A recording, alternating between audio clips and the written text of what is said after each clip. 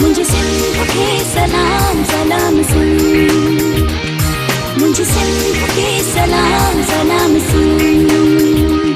बिस्मिल्लाहिर्रहमानिर्रहीम, अस्सलाम वालेकुम, सुबह बख़ैर, गुड मॉर्निंग। असीं अवां जी ख़िदमत में तव्हांजो पंहिंजो प्रोग्राम सलाम सिंध साण करे हाज़िर थी चुका आहियूं। मूंखे चवंदा आहिनि इरशाद जागीराणी ऐं मूंसां गॾु आहे साथी मेज़बान सैरिश भुट्टो। उम्मीद आहे तव्हां बिल्कुलु ठीकु ठाक हूंदो, ख़ैरियत सां हूंदो, मज़े में हूंदो, कुरबाश हूंदो, करार में हूंदो। जेकॾहिं न आहियो त पोइ असां तव्हांजे लाइ दिलि सां दुआऊं कंदा आहियूं ऐं जेकी दुआऊं दिलि सां कबियूं आहिनि उहे अगनि ज़रूरु आहिनि। देरि ज़रूरु थींदी आहे, देरि थींदी आहे पर पोइ सुठी शइ थी वेंदी आहे, इहा ॻाल्हि आहे। कॾहिं कॾहिं माण्हू उबराइप कंदो आहे, कॾहिं कॾहिं तकड़ि कंदो आहे त यार हीअ शयूं हू शयूं असां वटि जल्दी जल्दी असां ताईं पहुची वञनि, पर चवंदा आहिनि त तकड़ि कमु शैतान जो ऐं जेको सब्र करे थो, जेको साबरीन आहे, अलाह ताला उनखे तमामु घणो अता फ़रमाए थो ऐं अलाह ताला तव्हांजे लाइ बहितरीनु फ़ैसिला ई कंदो आहे, तव्हांजे लाइ सुठो फ़ैसिलो ई हूंदो। ऐं जेकॾहिं तव्हां थोरो जेकॾहिं तव्हां सबुर ऐं तहमुल सां कमु वठंदो त इलाही साल तव्हांखे ख़ुशी बि मिलंदी, इलाही साल तव्हांखे मौक़ा मिलंदा, रोज़गार में वाधारो थींदो, तव्हांजे इल्मु अकुल में वाधारो थी सघे थो। ईअं न सरिश? बिल्कुलु ईअं ई आहे। ऐं उन खां अलावा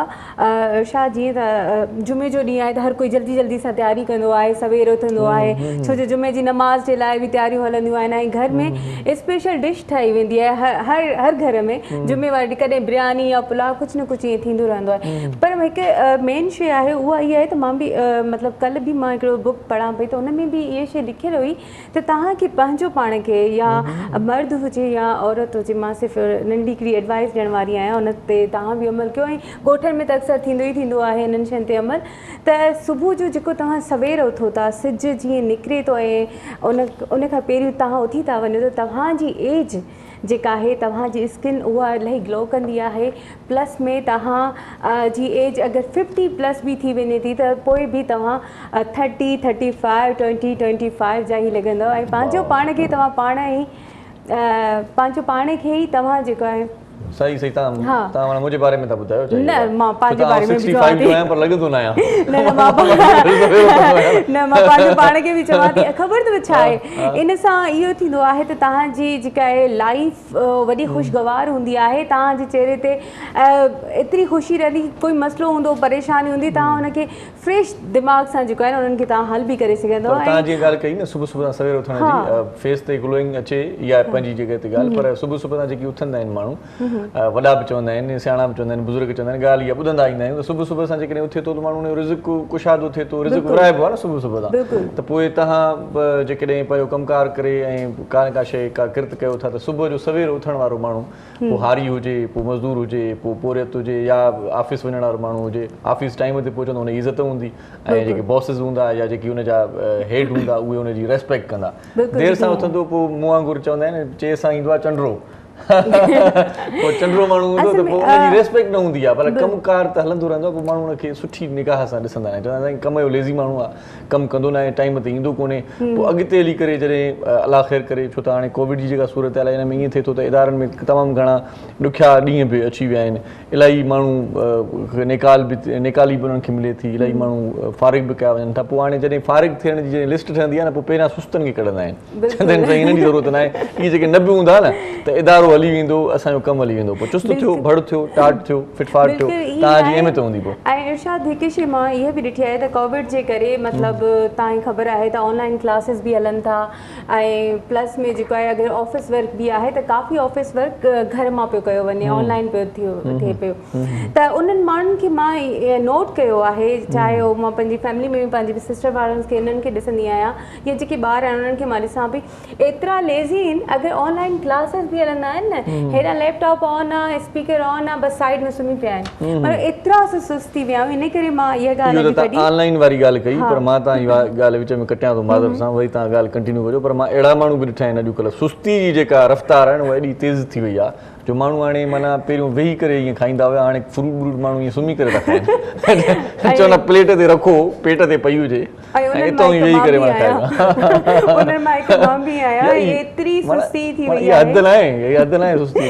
खाइण पीअण जे मरहले में ऐं मामले में बिल्कुलु खाइण पीअण जे मरहले में बिल्कुलु ईअं आहे, पर मूंसां त कुझु टाइम अहिड़ो थी वियो, जीअं हाणे 2 हफ़्ता असां छुटीअ ते हुयासीं त मतिलबु एतिरो ॾींहं अची विया जो मुंहिंजी भेण पंहिंजे रूम में सुम्ही सुम्ही पई हुनखे फ़ोन करे चवां थी 1 मिंट कमरे में त अच निंड पई आई आहे चई जी मां लाइट बंदि करे दरवाज़ो बंदि करे वञा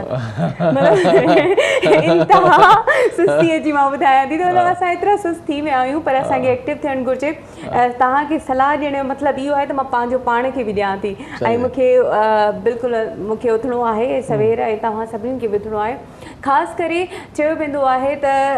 भाग जेको हूंदो आहे न उहो औरत खां लॻंदो आहे मर्दनि खे चाहे उहो न्याणीअ जी सूरत में हुजे चाहे उहो वाइफ जी सूरत में हुजे चाहे उहो उन मदर जी सूरत में हुजे पर उन मदर या सिस्टर या डॉटर जे लाइ इहा शइ चई वेंदी आहे त भले फैमिली जा ॿिया फ़र्द भले थोरो देरि सां उथनि को मसइलो न आहे पर औरत हिकु छोकिरी अगरि सवेर उथंदी आहे त उनजे घर में भाग रिज़िक कुशादो ईंदो आहे ऐं प्लस में बेहद ख़ुशियूं घर में मौजूदु हूंदियूं आहिनि सही सही सही ॾाढी भली ॻाल्हि तव्हां कई आहे त भाग लॻंदो आहे औरत मां सो अलाह कंदो असांखे बि लॻी वेंदो असां वेझो वेझो वेठा आहियूं तव्हांजे भाग बाक़ाइदा ईअं बहरहाल चवण जो मक़सदु इहो आहे सुबुह सवेर उथंदा कयो सैरिश चवण जो मतिलबु इहो आहे त जेकी सुबुह सवेर उथनि था चहिरो बि हुननि जो पर सवेर उथो ऐं सवेर सुम्हो बि सही यार महिरबानी करे इहा बि ॻाल्हि हाणे सवेर उथण जी ॻाल्हि कयूं था माण्हू देरि सां वरी सुम्हनि त पोइ सवेर काॾों उथनि सो इहे शयूं छॾे करे निंड पूरी हूंदी तव्हांजो इम्यून सिस्टम बि बहितरु रहंदो तव्हांजी स्टेमिना ॾाढी सुठी ऐं फिटफाट रहंदो वर्जिश कंदा कयो सुबुह सां वॉक कंदा कयो जुमे जो बाबरकत ॾींहुं आहे जुमे जी नमाज़ पढ़ंदासीं ऐं जेका इज्तमाही दुआ हूंदी आहे उन में मुल्क जे लाइ क़ौम जे लाइ पंहिंजे लाइ सलामती जूं दुआऊं घुरंदासीं अलाह साईं तव्हां असां सभिनी खे पंहिंजे हिफ़्ज़ो अमान में रखे कोविड जी वैक्सीन ज़रूरु कराए छॾियो इहा हाणे लाज़मी थी वई आहे छो त हाणे तव्हांजी सिम बंदि थी वेंदी अॼुकल्ह मां वरी ख़बर त ॾिसां थो माण्हू त पहिरियां जीअं हुयो न हिकिड़ी ॻाल्हि हूंदी हुई त बाबा थी सघे थो माण्हू मरी वञे थी सघे थो मौत अची वञे उनजो ख़ौफ़ न आहे हाणे माण्हू ख़ौफ़ आहे मतां सिम न बंदि थी वञे इन करे हाणे वैक्सीन करायो बिल्कुलु इहो बि आहे ऐं उन खां अलावा जीअं त अॼु जुमे जो ॾींहुं आहे त कल्ह जीअं कश्मीर डे असां सेलिब्रेट कयोसीं कश्मीरियुनि सां गॾु असां जेको कारो ॾींहुं मल्हायोसीं त उन हवाले सां बि असांखे दुआउनि में असां उन्हनि खे यादि रखंदासीं बल्कि तव्हांखे बि असां इहो चवंदासीं जीअं जुमे जी नमाज़ कंप्लीट थिए उन खां पोइ तव्हां बि दुआ घुरो त जिते जिते जिन जिन माण्हुनि खे तकलीफ़ूं पहुतियूं आहिनि उहे सभु जेके हील कनि ऐं जल्दी सां उहे इन्हनि मुसीबतनि खां इन्हनि झंझटनि खां महफ़ूज़ रहनि दुआ में इहो बि चइजो इहो जुमिलो ज़रूरु चइजो त कश्मीर बनेगा पाकिस्तान भई बिल्कुलु इंशाअल्लाह असांजे हिसे में ईंदो कश्मीर इंशाअल्लाह जिदोजहद जारी आहे कश्मीरी बि इहो चाहिनि था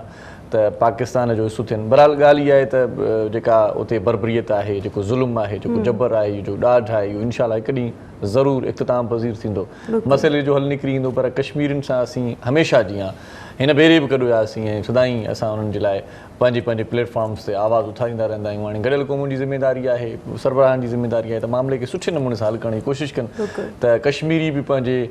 वतन में या पंहिंजे देश में या पंहिंजी जिते जिते उन्हनि जी रिहाइश आहे त उते सुख जो साहु खणी सघनि प्रोग्राम जी तरतीब में ॾाढा सुठा सुहिणा रंग पिया आहिनि अॼु असां कचहरी कंदासीं कुझु मौसीक़ी बि हूंदी असांजे प्रोग्राम में हूंदी आहे उहा तव्हांखे ख़बर आहे सुठो हिकिड़ो नौजवान रागी बि असांजे प्रोग्राम जो सुठो आहे ऐं इन खां सवाइ अॼु असां इल्मु अदब ऐं ॾाहप जा रंग जेकी तव्हां ॾिसणु चाहींदा आहियो या ॿुधणु चाहींदा आहियो उन्हनि ते बि असां कचहरी कंदासीं ऐं ख़ासि तौर ते अंग्रेज़ी जो जेको अदब आहे उन ते बि थोरो फोकस कंदासीं त अंग्रेज़ी अदब खे सिंधीअ में तर्जुमो करे या ॿियनि ॿोलियुनि में तर्जुमो करे पेश कयो वञे थो इहा ॾाढी सुठी ॻाल्हि आहे छो त असांजा इलाही दोस्त इलाही महिरबान इलाही ॻोठाणा माण्हू जेकी अंग्रेज़ी सही नमूने सां न पढ़ी सघंदा आहिनि उन्हनि खे आलमी अदब पंहिंजी ॿोलीअ में जेकॾहिं मुहैया थिए थो त पोइ उन मां उहे फैज़याब थियनि था इन खां सवाइ रेडियो पाकिस्तान जूं कुझु ॻाल्हियूं बि कंदासीं छो त रेडियो पाकिस्तान ते ईअं हूंदो आहे त माण्हू नज़र न ईंदो आहे पर हुनजो आवाज़ु ॾाढो ख़ूबसूरत हूंदो आहे हुनजो अंदाज़ु ॾाढो ख़ूबसूरत हूंदो आहे माण्हू हुन सां मिलणु चाहींदा आहिनि माण्हू हुनखे ॾिसणु चाहींदा आहिनि कंपेयर खे त इहो कंपेयर जेको एॾो सुठो मिठो ॻाल्हाए थो इहो पाण ॾिसण जो कीअं आहे सो के कंपेयर वाक़ई में बि आवाज़ जा बि ॾाढा सुहिणा हूंदा आहिनि ॾिसण जा बि सुहिणा हूंदा आहिनि सो अॼु हिकिड़े सुठे कंपेयर सां मिलंदासीं सुठे ब्रॉडकास्टर सां मिलंदासीं हिकिड़े शाइर बल्कि हिकिड़े लेखक अदीब सां मिलंदासीं हिकिड़े मोटिवेशनल स्पीकर सां मिलंदासीं हिकिड़े उस्ताद सां मिलंदासीं थोरी देरि में हुन सां तव्हांजी कचहरी कराईंदासीं ऐं मुल्क जी जेका सूरत हाल आहे जेका समाजी सूरत हाल आहे इक़्तिसादी सूरत हाल आहे मुआशरे जी जेका ॻाल्हि कजे त उहे समूरियूं शयूं बि असां अॼु पंहिंजे प्रोग्राम में हाईलाइट कंदासीं उनजे लाइ बि असां हिकिड़ो ॾाढो ज़बरदस्त तर्जीह निगार घुरायो आहे ऐं उहो ॾाढो सुठो ईअं ॻाल्हाईंदो आहे सो तव्हांजो छा ख़्यालु आहे महिमान जो तारीफ़ कराईंदव या ब्रेक वठंदव ब्रेक ते पहिरियों हलूं था त ब्रेक ते हलूं इहो तजस्सुस जेको आहे इहो बिल्कुलु हुजे सस्पेंस रहे त केरु आहिनि जिन जे लाइ उहे इंतज़ारु कनि त इंतज़ारु ज़रूरी आहे इन करे चवंदा आहिनि त थोरी साई वठूं था ऐं वापसि अचूं था केॾा न वञो ॾिसंदा रहो सलाम सिंध मुझे सिंध के सलाम सलाम सिंध मुझे सिंध के सलाम सलाम सिंध मुझे सिंध के सलाम सलाम सुन मुझे सिंध के सलाम सलाम सुन। Welcome back. असां वापसि अची वियासीं व्यूअर्स ऐं यकीनन तव्हांखे इंतज़ारु हूंदो त असां तव्हांखे पंहिंजे गेस्ट सां मिल रहा आहियूं। पर इरशाद खे मूं चवंदसि त तव्हांखे तव्हांजे साम्हूं गेस्ट जे लाइ जीअं हुननि तारीफ़ कई आहे त तव्हांखे हुननि सां मिल आहे। बिल्कुलु बिल्कुलु। ऐं जीअं मां तव्हांखे पहिरियां ॿुधायो त अॼु मुख़्तलिफ़ मामला डिस्कस थींदा। उन्हनि मुख़्तलिफ़ मामलनि में मुख़्तलिफ़ शयूं साम्हूं ईंदियूं ऐं असां तव्हां सभु कुझु सिखण जी कोशिशि कंदासीं। ऐं मुंहिंजे खॿे हथ ते जेको महिरबानी दोस्त वेठो आहे सभ खां पहिरियों हितां स्टार्ट थो कयां त जीअं कैमरामैन दोस्त होशियारी वठनि मां कंहिंजो तारीफ़ कराइण वारो आहियां। सो बाक़ाइदा सूट बूट में ईंदो आहे, टाई बाई ॾाढी सुहिणी हलंदो आहे। ऐं असां त अक्सर हुन खां पुछा कंदा आहियूं एॾी ज़बरदस्त ड्रेसिंग तव्हां किथां कंदा आहियो, त पोइ वरी ॿुधाईंदो अहिड़ी शइ चईंदा आहियूं मां ॿाहिरि वियुमि फलाणी जॻह ते, कैनेडा वियुमि, हाणे अमेरिका वियुमि, हाणे हेॾे काॾे वञूं असां, हाणे हुते पुॼी न सघूं। पोइ उनजे करे चवंदा साईं ज़बरदस्त आहे लॻो, बसि आख़िरी जुमिलो ई चवंदा आहियूं ज़बरदस्त आहे लॻो। मुख़्तलिफ़ मामलनि ते ॾाढी सुठी कचहरी कंदो आहे ऐं IT एक्सपर्ट बि आहे, हुनजी पंहिंजी हिकिड़ी कंपनी बि आहे, हुनजो पंहिंजो हिकिड़ो इदारो बि आहे। ख़ासि तौर ते जेकॾहिं कंप्यूटर जी ॻाल्हि कयूं त माहिर बि आहे हिन शइ जो। सो ऐं ॿी ॻाल्हि इहा आहे त सियासत ते ऐं समाजियात ते तमामु घणी सुठी डिस्कस कंदो आहे, सुठी कचहरी कंदो आहे, गहरी ॼाण रखंदो आहे ऐं जेकी तर्जिया ॾींदो आहे मां त चवंदो आहियां साईं वज़ीर आज़म जा सलाहकार थी वञो तव्हां हिते छा था कयो। पर पोइ हाणे उहो नसीब जी ॻाल्हि आहे। सो बहरहाल चऊं भलीकार चऊं था साईं ताहिर रिज़वी साहिब असां सां गॾु आहे। अस्सलाम वालेकुम सर, कैसे हैं? ठीक है सर, बहुत शुक्रिया। बहुत ठीक ठाक फिट फाट जी बिल्कुल। आज बिल्कुल ही आपके करीब बैठा हूँ मैं, वैसे करीब दूर बैठे होता हैं हूँ। और आज आप बहुत माशाल्लाह जबरदस्त सुबह मेरे ख्याल में बहुत अच्छा नाश्ता किया है। हाँ सर, नाश्ता अच्छा किया माशाल्लाह। बहुत शुक्रिया मेरे लिए जो कुछ आपने कहा। Sir thank U sir, thank U sir. ॿियो जेको महिरबानी दोस्त आहे रेडियो जो कंपेयर बि रहियो आहे ऐं पब्लिक सर्विस कमीशन जी जेकॾहिं ॻाल्हि कयूं त 3-4 भेरा चटाभेटी जे इम्तिहान में ॾाढे सुठे नमूने सां हुन हिसो वरितो ऐं असिस्टेंट प्रोफेसर बि आहिनि। ऐं ख़ासि तौर ते मुख़्तलिफ़ जेकॾहिं ॻाल्हियूं कयूं इल्मी अदबी या मोटिवेशनल स्पीकर असां वटि घटि हूंदा आहिनि, सिंधी में घटि आहिनि पाण वटि। पाण ॾिसंदा आहियूं त उर्दू जा जेकी असां वटि जेकी ख़ासि तौर ते सोशल मीडिया ते जेकी दोस्त नज़र ईंदा आहिनि उहे ॿी ॿोलीअ जा तमामु घणा हूंदा आहिनि। सिंधीअ में मोटिवेशनल स्पीकरनि जी तमामु घणी खोट आहे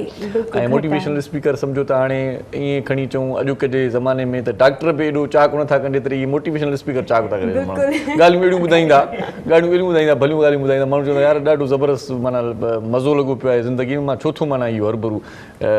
परेशान हा हा। सो हुन जा इलाही सारा कम थियल आहिनि ऐं ख़ासि तौर ते तर्जुमे जे हवाले सां ऐं अदब जे हवाले सां बि तमामु घणो जो कमु थियल आहे। बहरहाल इहो विच विच में तव्हांखे आउं ॿुधाईंदो बि वञा थो, पाण उहो महिरबानी दोस्त बि पंहिंजे कम ऐं किरत जे बारे में ॿुधाईंदो रहंदो। सो सवले तरीक़े सां सफ़ा सादगीअ सां हिकिड़ो जेकॾहिं तारीफ़ कराइजे त असां सां गॾु अदीब शाइर लेखक शाइरी त हाणे हुन कई आहे या न कई आहे इन हवाले सां थोरी कचहरी कंदा आहियूं, छो त अदीब हूंदो आहे त शाइरी थोरी थोरी कंदो आहे ज़रूर बि। सो मुनीर डोमकी साहिब असां सां गॾु आहे, हुनखे भलीकार चऊं था। अस्सलाम वालेकुम साईं। वालेकुम अस्सलाम। कीअं आहियो साईं? ठीकु आहियो? ख़ैरियत सां? अल्लाह साईं सां तमामु ज़बरदस्त सर। ऐं मां पाण जीअं त कंपेयर रहियो आहियां, तव्हां जॾहिं प्रोग्राम जी बिगिनिंग खे ऑब्ज़र्व कयां त जॾहिं असां तव्हांखे था ॾिसूं त तव्हां जे अॻियां पतिकड़ा था लॻूं। न न एॾो ज़बरदस्त तव्हां बिगिनिंग कई, प्रोग्राम जी ओपनिंग ज़बरदस्त कई, मूं ॾिठो पए ऐं तमामु घणी सराही महसूसु थी रही आहे। ऐं आउं ख़ुशूसन अव्हांजो त फैन रहियो आहियां, मूं काफ़ी दफ़ा पंहिंजनि दोस्तनि खे बि चयो आहे ऐं कई प्रोग्राम अव्हांजो मां मुसलसल इश्तियाक सां ॾिसंदो रहियो आहियां। वॾी महिरबानी। ऐं इश्तियाक साईं केरु आहे? अंसारी त न आहे? हूअं त तव्हां सुठो जुमिलो ॻाल्हायो पर इश्तियाक अंसारी बि आहे। उहो बि असीं बसि रहियासीं, शायदि हुनजो मशहूरु आहे अधूरा, छो त शायदि हुन सां गॾिजी ॾिसंदा आहियो। ख़ैर चाह सां ॾिसंदा आहियो। It's always a pleasure to be a part of this a special program broadcast all over the world. सॼी दुनिया में ब्रॉडकास्ट थो थिए ऐं तव्हांजी कंपेयरिंग त माशाल्लाह 4 चैनल लॻाए छॾींदा आहिनि हिन प्रोग्राम खे। ऐं कंपेयरिंग कीअं कबी आहे या मोहबत कीअं कबी आहे उहो त तव्हां बिल्कुलु असां माना इहे माना पंहिंजा तजुर्बा कयूं था, पोइ हाणे पाण बि सिखूं था कुझु सिखण कुझु ज़बरदस्त कचहरी कयूं था, कंटिन्यू रहंदासीं पाण। जी ऐं असां सां गॾु मौजूदु ॾाढो नौजवान ख़ूबसूरत ॾाढो प्यारो असां वटि सिंगर मौजूदु आहे। मां हुनखे नंढे हूंदे खां ॾिसंदी थी अचां ऐं नंढे हूंदे खां हाणे वॾो थी वियो आहे, पर मुंहिंजे लाइ अञा ओतिरो ई नंढड़ो ई आहे। ऐं तव्हां जंहिंजो उहो फ़र्ज़ंद आहे उहो ॾाढो बहितरीनु आर्टिस्ट आहे, म्यूज़िशियन आहे, बहितरीनु सिंगर आहे। तव्हां अक्सर ॾिठो हूंदो अदा इरफान समय खे तव्हां ॾिसंदा हूंदो ऐं उन्हनि जो नंढड़ो जेको आहे यासिर समो असां सां गॾु मौजूदु आहे। इन जो ख़ूबसूरत आवाज़ बि तव्हांखे असां ज़रूरु ॿुधाईंदासीं। अस्सलाम वालेकुम यासिर। वालेकुम अस्सलाम। कीअं आहियो? ठीकु आहे? अल्लाह पाक जा एहसान, तव्हां ख़ुशि आहियो? मां बिल्कुलु ठीकु आहियां, तव्हां ॿुधायो तबियत कीअं आहे? अॼु त यासिर बि सफ़ा रेडियो कंपेयर लॻो। वालेकुम अस्सलाम। साईं तव्हांजी महिरबानी, तव्हांखे ॾिसी करे न वेठो आहे न हिते मतिलबु अचे थी थोरी थोरी हिन जी तरफ़ असर थो थिए पियो वाह वाह हा तव्हांखे ॿुधी करे वरी पोइ थोरो असर थींदो न बाबा साईं ईअं न सिंगिंग करण महिल रेडियो वांगुरु एक्सेंट में सिंगिंग करे उहो त पंहिंजो हिकिड़ो वरी ॿियो माहौल आहे सही अच्छा वरी ॻाल्हाइण त वरी ॿियो माहौल ज़बरदस्त असां सां घर भाती बि हूंदो आहे हिकिड़ो असांजो पुराणो साथी बि हूंदो आहे हिकिड़ो सो उनखे बि भलीकार चऊं था सम्झी त विया आहियो तव्हां जॾहिं घर भाती चवंदा आहियूं न इहो जुमिलो त माण्हू सम्झंदा आहिनि इहो उस्ताद मोहरम नाज़ हूंदो बिल्कुलु उस्ताद मोहरम नाज़ खे भलीकार चवंदा असां ताईं ख़ुशि आहियो त बि ठीकु आहे साईं सफ़ा मज़े में एॾे वेठा आहियो त हेॾे ॾिसो ई कोन था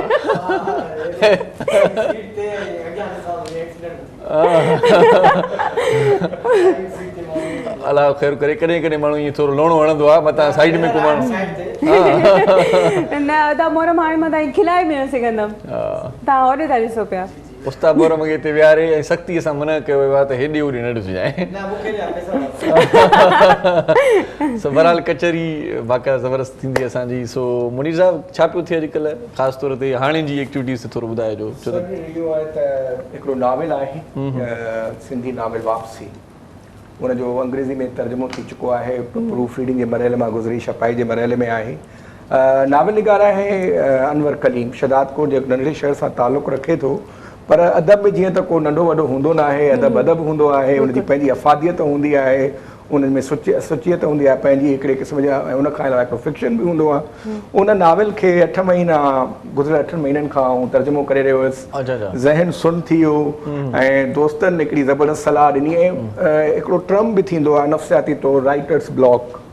यानी तव्हां लिखी लिखी पढ़ी पढ़ी उहो ब्लॉक थी वेंदो आहे ज़हन पोइ तव्हांखे हाणे एंटरटेनमेंट जी ज़रूरत हूंदी आहे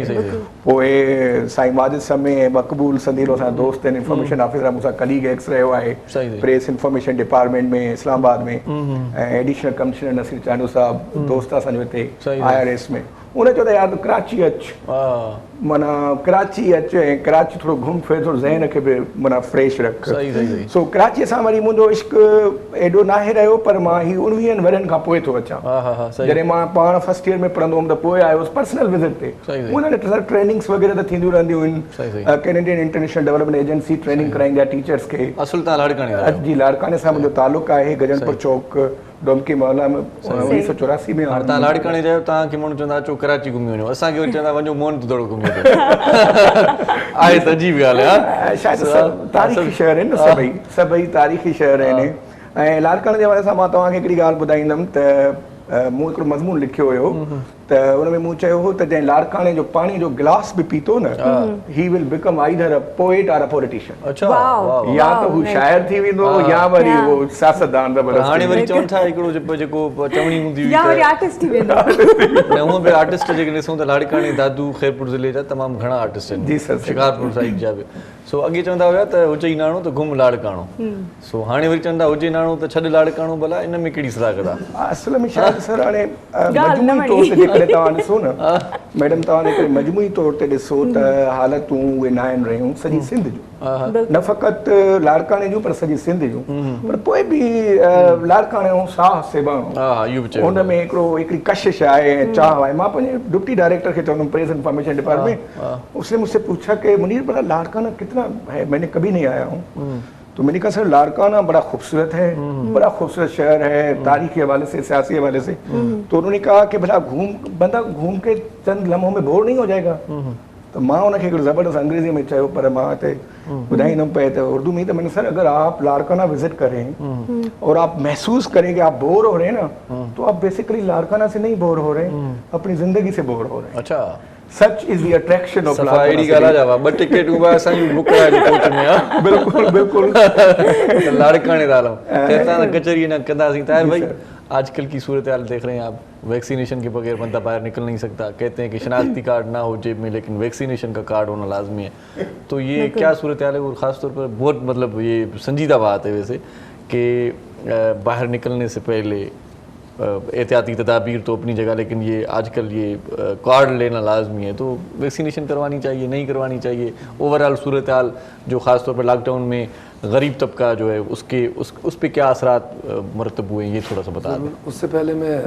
साईं लाड़काना का जिक्र कर रहे थे तो उसमें मैं एक चीज़ ऐड ऑन करना चाहता हूँ कि शुरू beginning of the my business जो टेन्योर था उसमें काफ़ी मेरा लाड़काना जाना आना होता था और लाहौर भी। अच्छा। तो मुझे जो मेरा एक्सपीरियंस है, what is my experience about the Larkana, कि मुझे लाड़काना का पानी बहुत अच्छा लगा। अच्छा। और वहाँ पर मुझे नाम मैं ले लेता हूँ, कोई ऐसी बात नहीं, सपना होटल था जिसमें हम रहते थे, और बड़ा अच्छा वहाँ का फूड सबसे अच्छा, मतलब खाना इतना अच्छा होता था जैसे फूड लाहौर का फूड होता है ना, फौरन हजम होता है, कहते हैं लाहौर का पानी बहुत अच्छा है। तो मुझे लाड़काना का पानी जो है ना वो काफ़ी मुझे अच्छा एक्सपीरियंस हुआ और अभी भी याद आता है। तो बहुत अच्छी बात इन्होंने कही कि वाकई हमारे मुल्क के सारे शहर और हमारा मुल्क खुद एक बहुत बड़ा गुलदस्ता है, हर शहर की अपनी अहमियत है, मुल्क की अपनी अहमियत है। तो वो बस ये कि हम उसकी कदर करें। आ जाते हैं वैक्सीन पे। वैक्सीन बहुत ज़रूरी है, बिल्कुल ज़रूरी है, और सिम की शर्त तो खैर लगाई है और वाकई वो सिम भी ज़रूरी है, तो इसलिए लेकिन वैक्सीन को हम बहुत सीरियस हमें लेना चाहिए सब। एक चीज़ मेरी जो मुझे थोड़ा सा उसमें एक इख्तिलाफ है, हमने कैंपेन भी चलाई, हमने वैक्सीन के लिए बहुत लोगों को आमादा भी कर दिया, बट जैसे हमारी कौम का एक अलमिया है ना कि हम काम करने से पहले काम की तैयारी नहीं करते। हमने एडवर्टाइजमेंट की, हमने कहा हम सिम ब्लॉक कर देंगे, आपकी तनख्वाह ब्लॉक कर देंगे, बट हमने सेंटर्स उसमें नहीं बनाए। नतीजा क्या हुआ कि आप देखें हसन स्क्वायर में कराची की बात कर रहा हूं, 5-5 घंटे लोग जा रहे हैं और बहुत से लोग वापस आ रहे हैं, और वो बकौले किसी के कि यार मैं तो इसलिए नहीं गया वैक्सीन लगाने कि वैक्सीन लगाने जा रहा हूँ कहीं मैं कोरोना लगा के ना आ जाऊँ। तो इतना रश हो रहा है, तो थोड़ा सा मैं इस पे ये तनकीद करूंगा जरूर। मोबाइल वैक्सीनेशन का वो अब शुरू कर रहे हैं ना, बट देखिए इतनी कैंपेन आप चला रहे हैं दुनिया में हर जगह। ये डैम क्यों बनाए जाते हैं? ये डैम जब बनाए जाते हैं तो कैलकुलेशंस होती हैं कि पानी का प्रेशर इतना होगा, उस पर इतना हमें स्ट्रॉन्ग उसको रखना है। आप एक कैंपेन चला रहे हैं, स्ट्रॉन्ग कैंपेन चला रहे हैं, आप कह रहे हैं जी हम सिम बंद कर देंगे, आप कह रहे हैं सैलरीज बंद कर देंगे, इस जगह दाखिला बंद होगा, फ्लाइट्स, तो फिर उस हिसाब से उसको फैसिलिटेशन भी तो करें ना, उसके फैसिलिटेशन सेंटर्स तो बनाए ना, वो चीज कर नहीं रहे और प्रेशर पब्लिक को दे दिया। नतीजा क्या हुआ कि वो जो एक चीज अच्छी होनी थी ना, उसके थोड़े से अब रिवर्स अटैक आ रहे हैं कि खुदा न खास्ता इस कोरोना के बढ़ने के भी खतरात हो गए। तो मैं फिर यही कहूंगा कि वैक्सीन तो जरूरी है, बहुत जरूरी है, लेकिन उसके साथ साथ गवर्नमेंट को अब ये चाहिए, अब हम आमादा हो गए। देखिए हम वो कौम है, अभी अपने शुरू में प्रोग्राम में आज इंट्रो बड़ा अच्छा था, मैंने भी बड़ा एंजॉय किया और बहुत अच्छी उसमें चीज पॉइंट आउट की गई, सुस्ती। हम बेसिकली हम एक सुस्त कौम है ही, मतलब हमारे एक कल्चर है काम करने वाला ना। आप कहें आप हमारी लेबर को देखें, मैं आपको जिक्र करता रहता हूँ, चाइना, सिंगापुर, ताइवान, दुनिया में अल्लाह का शुक्र है मुझे बहुत घूमने का मौका मिला। मैंने वहाँ की लेबर भी देखी, मैंने वहाँ के ऑफिसर्स भी देखे, मैंने उनको कौम बहसियत कौम भी देखा।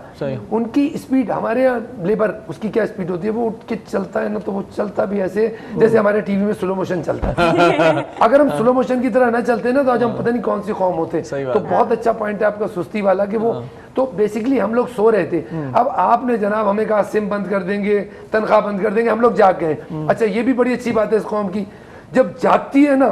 फिर माशाअल्लाह फिर इसका कोई मुकाबला नहीं है। अब जागे तो आप सब वहां पे पहुंच गए वैक्सीनेशन सेंटर पे, आपने तैयारी की नहीं थी, आप कहे जा रहे थे जी आए लगाएं, लेकिन आपने तैयारी नहीं की थी। तो मैं तो यही अपील करूंगा कि खुदा के वास्ते अब आप वैक्सीन अवेलेबल करें, वहाँ उसके सेंटर्स बनाएं, क्योंकि अब ये कौम आमादा हो गई है। और फिर वही बात मैं आपको पता चल गया कि भाई मैं भुट्टो साहबा की बात को रिपीट करूंगा कि इन्होंने जैसे इंट्रो में कहा कि मैं बराबर से कमरे से किसी को बुलवाती हूँ लाइट बंद करने के लिए। तो अगर हम ठंडे होकर बैठ गए ना वैक्सीन के मामले में, फिर ये होगा, फिर दोबारा हमें जगाना पड़ेगा, आइए जनाब वैक्सीन कराएं। तो इस वक्त टेम्पो बन चुका है, बहुत अच्छा टेम्पो बना, बहुत अच्छी स्पीड जा रही है, अच्छी स्पीड है। मैंने भी पता चला इस्लामाबाद तो तकरीबन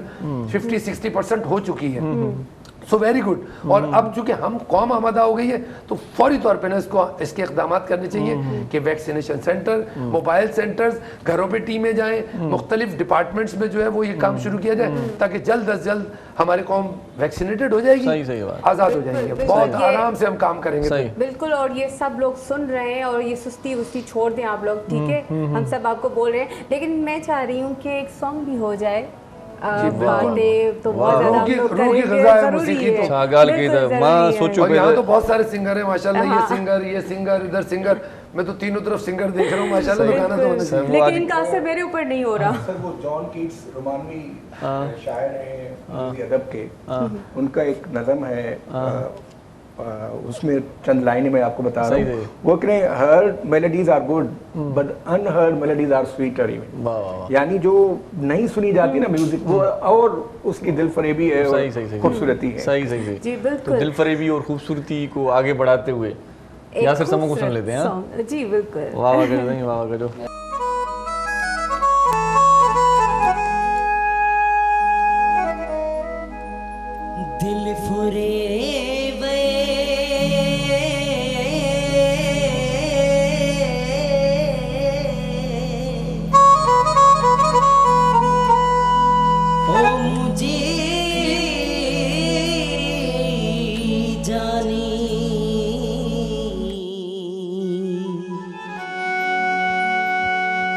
प्यार थी वियो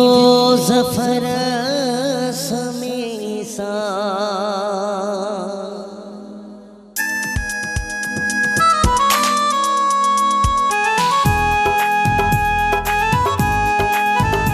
दिल फुरे बए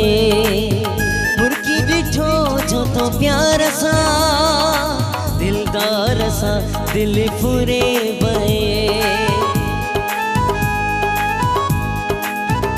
दिल फुरे बए मुर्की बिठो जो तो प्यार सा है यार तू दिल फुरे बए दिल फुरे बए दिल फुरे बए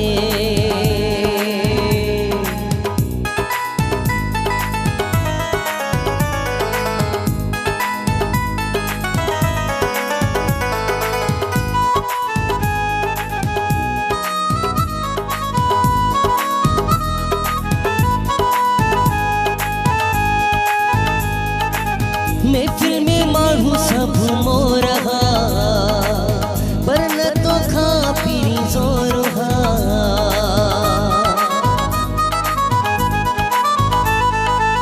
महफिल में माण्हू सब मोरहा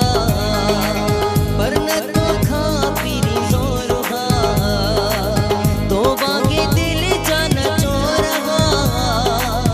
जाने कंदा ही तो ते घोरहा दिल फुरे बए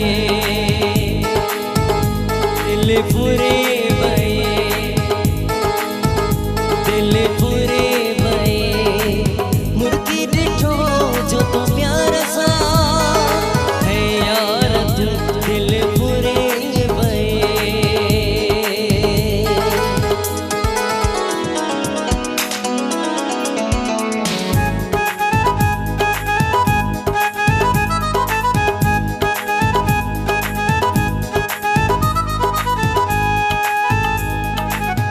एड़ो असर तुझी दीद क्यों पल में मुखे तो खरीद क्यों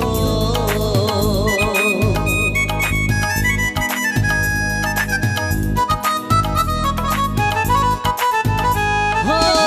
एड़ो असर तुझी दीद क्यों पल में मुखे तो खरीद क्यों जातू केड़ो क्यों तो अलाए दिल सजू से मां बचाए दिल फुरे बए ओ दिल फुरे बए दिल फुरे बए मुर्गी डिठो जो तो प्यार सा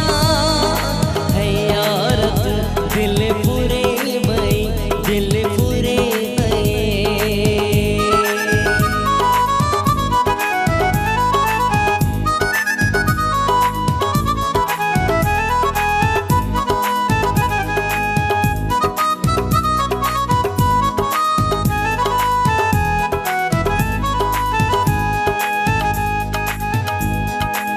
वैदा वफाई तो मैं चाहू थी तो मैं बयोवा मुझो साहू थी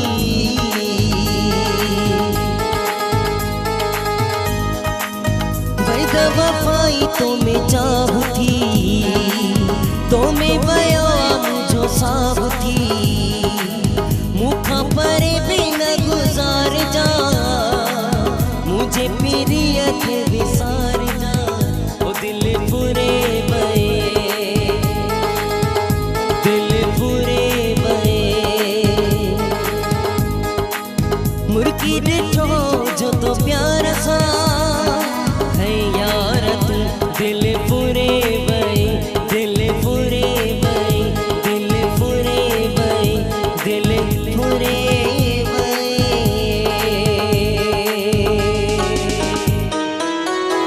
वाओ ज़बरदस्त माशाल्लाह वाह रे ॾाढो वाह। ज़बरदस्त आवाज़ आहे तव्हां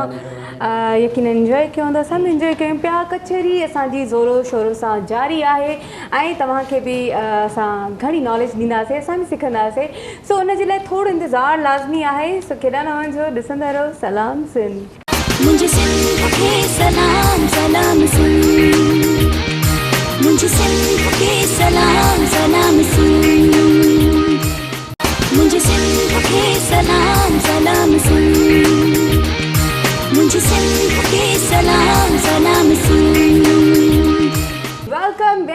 असां वापसि अची वियासीं ख़ूबसूरत आवाज़ तव्हां ॿुधो यासिर समय जो ऐं कचहरी बि असांजी हली रही आहे बिल्कुलु ज़बरदस्त कचहरी ऐं ज़बरदस्त कलाम तव्हांखे ॿुधाईंदासीं ऐं ईंदड़ जेको असांजो वक़्तु आहे उहो ॾाढो सुठो ऐं सकारतो गुज़रंदो तव्हां असांजे प्रोग्राम में टेलीफोन हूअं बि कंदा आहियो पर अॼु असां टेलीफोन न वठंदासीं तव्हांजी ॻाल्हि सिधी अॼु असां कचहरी कंदासीं पर असांखां तव्हां काफ़ी शयूं जेके आहिनि सिखी सघंदो ऐं काफ़ी तव्हांखे एडवाइस मिली सघे थी या काई बि असां काई ॻाल्हि असां डिस्कस कंदा आहियूं त उन में असांखे हिकिड़ो वे ज़रूरु मिली वेंदो आहे कंहिं न कंहिं अल्फाज़ में असांजे जेके कोई मुश्किलात हूंदी आहे ऐं असांखे ख़बर न पवंदी आहे त असांखे कहिड़ो रस्तो वठणु घुरिजे उन्हनि ॻाल्हियुनि में ॿियनि जी कचहरीअ में काफ़ी शयूं जेके आहिनि इंसान जूं सॉर्ट आउट थी वेंदियूं आहिनि इन करे गौर सां ॿुधो ऐं यकीन कयो तव्हां बि इंजॉय कंदा माशाल्लाह डोमगी साहिबु तर्जुमो त तव्हां कयो आहे पर पाण खे पंहिंजे सिर पाण पंहिंजी ॾात जीअं ॾात अनोखी आंदी आहे हिकिड़ो सोशल मीडिया ते तव्हांजी हिकिड़ो सिलसिलो तमामु घणो मशहूरु आहे उन ते बि ॿुधाइजो पर पाण बि कुझु लिखियो अथव हा सर हीउ मुंहिंजो किताबु आहे पहिरियों किताबु आहे ज़िंदगी फ़ानी फन लाफ़ानी माना पहिरीं मुराद आई आहे ही पहिरीं मुराद आहे ऐं it took me almost half a decade to pen down this book तक़रीबन 5 वरे लॻा हिनखे रिसर्च करण में ही सिंधी उर्दू ऐं अंग्रेज़ी अदब जो तक़ाबली जाइज़ो आहे शाइरीअ जो असां वटि हिकिड़ी साइकोलॉजिकल फैक्टर माण्हुनि वटि वेठो आहे त भई अंग्रेज़ी अदब सभु कुझु आहे अरे भई अदब अदब हूंदो आहे हाणे त उहो दौर बि न आहे रहियो त अंग्रेज़ी अदब हाणे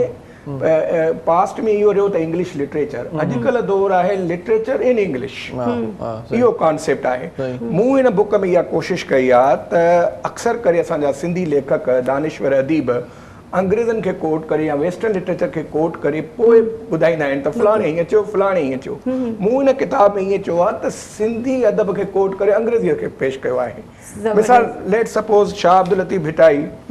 जॉन कीट्स खां पहिरियां आयो आहे या शेले रोमानवी शाइर आहे अंग्रेज़ी अदब उन खां पहिरियां आयो आहे हाणे जेका ॻाल्हि शाह अब्दुल लतीफ़ भिटाई रहमतुल्लाह अलैह जिन फरमाइनि था उहा साॻी ॻाल्हि अंग्रेज़ शाइर रोमानवी शाइर बी शेली बि चवे थो मिसाल जे तौरु शाह साहिबु चवनि था त मरण अॻे जे मुआस से मरी थिया न माते शेले चवे थो त he lives he wax it's death is did not ही हाणे तव्हां ॾिसो शेले 19वीं सदीअ में आयो आहे शाह लतीफ़ 17वीं सदीअ में तव्हां जेका यानी अदब जी आफ़ाक़ियत ॾिसो तव्हां यूनिवर्सलिटी ॾिसो मिसाल हाणे शाह लतीफ़ जो हिकिड़ो शेर आहे त हुआ अॻी गॾु पर ॿुधण में ॿ थिया ब्रिटिश अंग्रेज़ शाइर जॉन डन आहे उहो चवे थो if some lovers such as we have heard this dialogue of one मां रिपीट थो कयां शाह लतीफ़ छा था चवनि हुआ अॻी गॾु पर ॿुधण में ॿ थिया जॉन डन चवे थो if some lovers such as we have heard this dialogue of one इंगी उस्ताद बुखारी चवे थो त वॾो जहान आहे गम जो उस्ताद जॉन कीट्स चवे थो where but to think is to be full of sorrow यानी फुल उन्हनि असांजी कॉपी असांजे अदब खे उन्हनि अची करे उन्हनि कॉपी करे अॻिते पहुचायो आहे उन्हनि बि असरअंदाज़ थिए थो न मैडम तव्हां ॾिसो न अदब जी आफ़ाक़ियत इहा आहे त ह्यूमन प्रॉब्लम्स ह्यूमन इशूज़ जेकी human feelings everywhere are same ॻाल्हि इहा कि दिलि त साॻी आहे न सभु दिलि त साॻी आहे पीड़ा हुन सभु गुज़रे थो बिल्कुलु सभु ॾिसंदा त कॾहिं फीलिंग्स में मां तव्हांखे हिकिड़ी अहम ॻाल्हि ॿुधायां this might not be in the mind of many people उहा इहा ॻाल्हि आहे त असां वटि जेको सब कॉन्टिनेंट में लिटरेचर प्रोड्यूस थींदो आहे या असां वटि हर तरह जो लिटरेचर प्रोड्यूस थींदो आहे छो जो असां वटि दुख आहिनि पीड़ाव आहिनि गम आहिनि बेरोज़गारी आहे अंग्रेज़नि वटि एवरीथिंग इज़ ओके ऑलमोस्ट सभु शइ उन्हनि वटि मौजूदु आहे त उन्हनि वटि उहो अदब न आहे जेतिरो उन्हनि वटि रोमांस जो अदब आहे असां वटि हिते दुख जो बि रोमांस आहे तव्हां को शेर शाइर को चवंदो उनजो तव्हां दुख जो रोमांस ॾिसंदव त माण्हू हदि रहिजी थो वञे उर्दू अदब में बि सिंधी अदब में ॻाल्हि चवण जी इहा आहे त मां हिन किताब में ज़िंदगी फ़ानी ऐं फन लाफ़ानी तव्हां टाइटल खे even it took me 4 days to decide त टाइटल खे माना डिसाइड करण में त ज़िंदगी त फ़ानी आहे उहो ज़िंदगी जी का गारंटी कान्हे अंग्रेज़ी बि चवनि आहे डेथ कीप्स नो कैलेंडर त पर फन लाफ़ानी आहे उहो फन हमेशह दाइमी ही किताब आहे ही लाइब्रेरी में पियो आहे ही रहिजी वेंदो माण्हू त मिटीअ जो आहे जीअं किरदार वॾी शइ आहे वाह ज़बरदस्त ज़बरदस्त ऐं ही अदबी कलमी पियो तव्हां ॾिसो हिकिड़ी शइ तव्हां पाण शाइर आहियो तव्हांजी अदायगी शाइरी त तमामु कमाल आहे असां सिखंदा आहियूं पर ॾिसो हिकिड़ी शइ हिन ज़हन में आहे हितां निकिरे थी उन रगुनि मां पास करे हिते अचे थी वरी आङुरियुनि ताईं वरी पेन आहे वरी निप आहे पेन जी उहा पेज ते अचे थी वरी उहा ट्रांसफर थे दी सजी दुनिया में इट्स अ लॉन्ग प्रोसेस सही सही इट्स नॉट सो इजी आम मानू लाए रे सोरो के तकड़ में को शेर पड़ी बाबा इट्स वेरी लॉन्ग प्रोसेस बड़े टाइम लगे तो बिल्कुल सही था चलो ताहिर भाई इमरान खान साहब कह रहे हैं कि मुझे सियासत का कोई तजुर्बा नहीं था और पीपल्स पार्टी और ख़ासतौर पर नून लीग की करप्शन देख के मैंने भी अपनी पार्टी बना ली जब तजुर्बा नहीं था तो पार्टी बनाने की क्या ज़रूरत थी थोड़ा सा बता दें इसमें मतलब क्या राय है आपकी अब देखिए इस बात पे मैं क्या राय दूं 22 साल हो गया उनको सियासत करते हुए खुद कितनी दफ़ा कोट कर चुके हैं कि मैं 22 साल से सियासत कर रहा हूँ 22 इयर्स की उनकी जो वो वर्किंग है उसको वो कई दफ़ा रेफरेंस करते हैं तो फिर अब और कितना तजर्बा चाहिए 122 साल का चाहिए क्या और अगर वो ऐसे ही तजर्बे करने तो खुदा के वास्ते फिर इस कौम पे तजर्बा ना करें फिर कहीं और चले जाएं वहां तजर्बा करें क्योंकि 22 साल बहुत होते हैं देखिए ये मतलब जो लीडर्स होते हैं ना लीडर्स बाय बर्थ होते हैं देखो सही ने कहा कि फन इंसान की पैदाइशी होता है फन अल्लाह ताला की तरफ से दी हुई नेमत है मैं पेंटिंग करना चाहूँ भी नहीं कर सकता सिंगिंग एक इतना आसान फन नहीं हर फन और ये फन हर फन कुदरत का दिया हुआ होता है अल्लाह मियां लीडर कायद आजम को अल्लाह मियां ने पैदा किया उनमें कायदाना सलाहियतें थी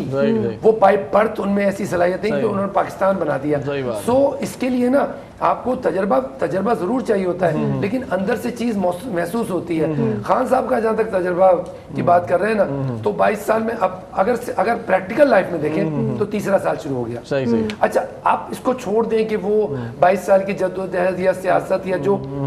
इस 3 साल में क्या सीखा मैं आपको पहले भी एक दफा शायद मैंने किसी चैनल पर बात कही है कि जब जिस वक्त पीटीआई जीती और जीतने के बाद मैं पाकिस्तान से बाहर था मैं बाहर ही मोस्टली होता था कोविड के बाद मैं इधर आया हूँ तो मेरी किसी से बात हो रही थी मैंने कहा हर 1 घंटे बाद ये आज की बात नहीं है वजीर आजम साहब अभी उन्होंने हलफ नहीं उठाया है अभी ये पता चला कि जी पीटीआई जीत गई और एक्सपेक्टेड है कि गवर्नमेंट बनाएगी तो मैंने कहा था हर 1 घंटे बाद नजर आना चाहिए कि कोई काम हुआ है अच्छा उसके बाद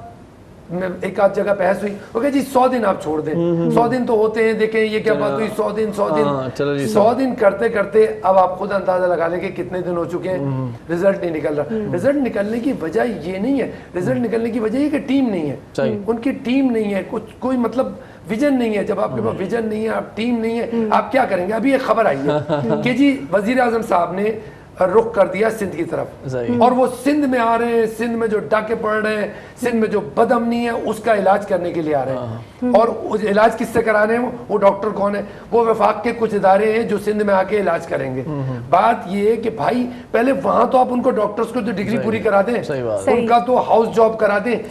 वो इदारे वहां पे नहीं प्रॉपर काम कर पा रहे वो सिंध में आके क्या करेंगे तो मेरा तबसरा तो यही है कि 3 साल तो हो गया प्रैक्टिकल को 2 साल और गुजर जाएंगे उम्र दराज मांग के लाए थे 4 दिन 2 आरज़ू में कट गए तो इंतजार में अच्छा वैसे आजकल जो अमूमन जो ख्याल पाया जाता है ना वो यही पाया जाता है कि भाई चलें ठीक है 2 साल और भी गुजारा कर लेते हैं खान साहब को ये कहने का मौका ना दें कि भाई हमें हुकूमत मतलब पूरी करने टाइमिंग पूरी नहीं हुई हमारी या पीरियड पूरा नहीं हुआ तो इस हवाले से मतलब कहते हैं कि भाई 2 साल और भी गुजार लेते हैं दुख सुख में लेकिन वैसे कोई रिजल्ट नहीं आया वाकई सही कह रहे हैं पहले खान साहब ने कहा 15 वजीरों पे काबीना बनाऊंगा और इतनी बड़ी भारी तादाद हो गई तो ये सारी चीजें काउंट होती हैं चलिए ठीक है मैं देखिए 18वीं तरमीम के बाद ना सूबों में इतना इंटरफेयर नहीं कर सकती central government okay I accept मैं सूबों में बात ही नहीं कर रहा आप ये मुझे बता दें मरकज में क्या कारकर्दगी है खान साहब की गवर्नमेंट की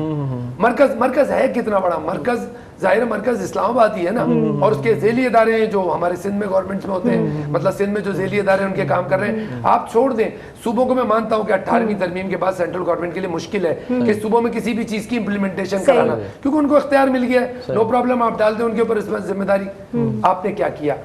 आपके मैं अभी बता सकता हूँ अभी भी पिछले कुछ दिनों क्योंकि जाहिर है मुझे तजिया करना होता है तो वो एक शेर है ना कि बदल कर फकीरों का हम बेस गालिब तमाशाए अहले करम देखते हैं तो मैं तमाशाए अहले करम के लिए ना बहुत मैंने 2-3 महीने रिसर्च की है कस्टम डिपार्टमेंट सेंट्रल गवर्नमेंट के डिपार्टमेंट हालत बुरी है 3 साल में सेंट्रल गवर्नमेंट अपने डिपार्टमेंट सही नहीं कर सकी है आप कस्टम डिपार्टमेंट में चले जाएं आप किसी भी सेंट्रल गवर्नमेंट के सुई सा होता है ना आपका जो पेट्रोल की कीमत क्या हो गई है आप ये देखें पेट्रोल की कीमत क्या हो गई कि गाड़ी निकालते हुए घर से सोचना पड़ता है इतने किलोमीटर जाएगी तो इतना पेट्रोल खर्च होगा यानी एक गरीब आदमी जो रोज पेट्रोल डलवा रहा है उसके बाद आपकी पॉलिसीज है ही नहीं सही। अगर सही होती तो आपने चीजों को कंट्रोल रखा होता, कुछ ना कुछ तो रिजल्ट आता ना, रिजल्ट नजर नहीं आ रहा। तो क्या कहे खान साहब को, अब वो आ रहे हैं सिंध, शायद सुना है कि कल आ रहे हैं, तो देखते हैं क्या करके जाते हैं। पहले भी आए थे, 1100 अरब देके गए थे, ढूंढ रहा हूँ बैंकों में कहाँ है। बता के गए थे बस, क्या के गए थे। अब मैंने कई जगह पूछा है कि भाई कोई 1100 अरब में, कोई 11 अरब, कोई 12 अरब। अच्छा 11-12 अरब तो नहीं है, लेकिन अब तो वो दुबई की जो फ्लाइटें आती थी ना अरब लेके, अब वो भी अरब नहीं आ रहे बेचारे। खान साहब के अरब तो भाई क्या कहूँ। सही सही सही सही डोंकी साहब कुछ और बता। सर ने जो बात की ना सियासत की, तो अदीब और जो लिखारी होते हैं ना, वो सियासत को कुछ और तरीके नज़र से देखते हैं ना। तो एक शेर है कि वतन से हमें भी है मोहब्बत तुमसे ज़्यादा, लेकिन कि वतन से हमें भी है मोहब्बत तुमसे ज़्यादा, लेकिन हमें तेरी तरह ये गंदी सियासत अच्छी नहीं लगती। ऐं सर थैंक यू सर। जागरण साहब, मां हिकिड़ी ॻाल्हि ॿुधायां त लिटरेचर में तारीख़ ऐं सियासत जो कॉन्सेप्ट वरी मुख़्तलिफ़ आहे। लिटरेचर में इहो चयो वेंदो आहे जेकॾहिं तव्हांखे वाक़ई बि कंहिं बि क़ौम जे सियासत खे सम्झणो आहे, इकोनॉमिक्स खे सम्झणो आहे, ऐं मज़हब खे सम्झणो आहे, या वरी वाक़ियात खे सम्झणो आहे, त तव्हांजो बेस्ट सोल्यूशन जेको बेस्ट वे आहे उहो अदब आहे। छो जो तारीख़दान मतिलबु उहे बायस थी सघनि था, उहे पंहिंजे तर्ज़ सां तरीक़े सां लिखी सघनि था। अंग्रेज़ी में हिकिड़ी चवणी आहे, in history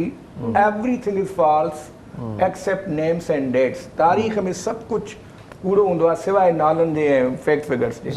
in literature everything is true except names and dates.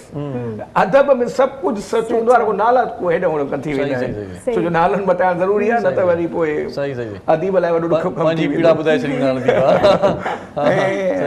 मतिलबु सर असां इहो चऊं था त माना असां वटि शनासाई जेका थींदी आहे न सियासी हालतुनि जी या मज़हब, ऐं वॾे में वॾो अदब जेको आहे न मज़हब जो पैदावार आहे। तव्हां तारीख़ ॾिसो, सियासत ऐं मज़हब जो पैदावार आहे, वॾे में वॾो अदब, यानी जेकी मुहरिकात हूंदा आहिनि वॾे में वॾे अदब खे प्रोड्यूस करण जा, उहे सियासी ऐं मज़हबी घणा हूंदा आहिनि। पर हाणे ॾिसो साईं, इहो अॼोकी जेका सूरत आहे या हालतूं जेके आहिनि, हिन में छा था सम्झो त अदीब पंहिंजो किरदारु अदा करे थो। पहिरियां जेकॾहिं वन यूनिट जी ॻाल्हि कयूं या पहिरियां तहरीकुनि जी ॻाल्हि कयूं त हिकिड़ो मज़ाहिमती जेको अदब सर्जो वेंदो, उहो हाणे नाहे मुंहिंजे ख़्याल में। तव्हां छा चवणु चाहींदो? सर मज़ाहिमती अदब आहे, उनजी जेका इंटेंसिटी लेवल आहे न, उहा घटि आहे। असां अदब खे किताबनि ताईं महदूद रखियो आहे, सजाॻीअ ताईं महदूद न रखियो आहे। असां हिकिड़ो सुठे नमूने सां हिकिड़ो शेर त पढ़ी वेंदासीं, ॿुधाए वेंदासीं, उन ताईं महदूद रखियो आहे, उन चस्के ऐं ज़ाइक़े ताईं, पर माण्हुनि खे उनजी अहमियत ऐं अफ़ादियत नथा ॿुधायूं। तव्हांजी ॻाल्हि इहा सही आहे, त कंहिं हद ताईं सर उहा माना लिमिटेड बि आहे, पर मसइलो इहो आहे त